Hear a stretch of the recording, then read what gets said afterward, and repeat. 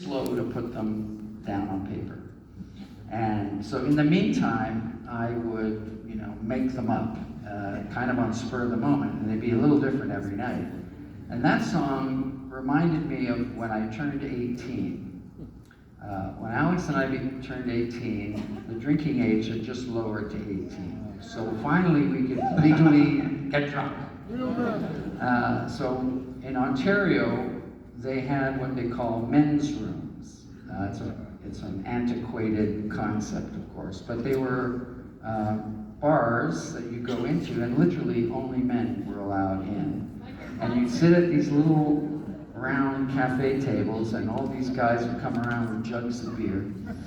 And the rooms were really badly lit, fluorescent lights, and it smelled of,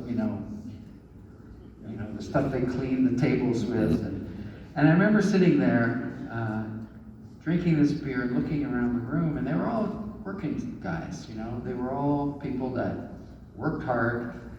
They went straight to the men's room after they got off at 5 o'clock and drank their substantial number of beers before they headed home. And I just thought, God, there's got to be a better life than this, And it stayed with me.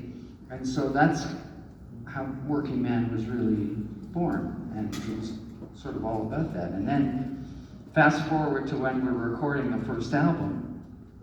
And we really recorded the first album in about 3-4 days, nights, working all night after we'd finished playing in a bar. We'd play till 1 in the morning. We were doing, at that time, we were doing 5 sets a night. And so we'd load out from this one bar called the Gasworks in Toronto, and we'd load into a recording studio, 8-track studio is all we could afford.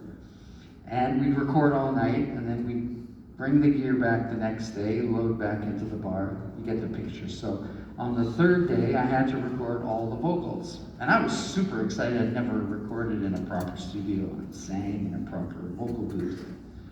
And we were waiting for the lyrics, and they never came.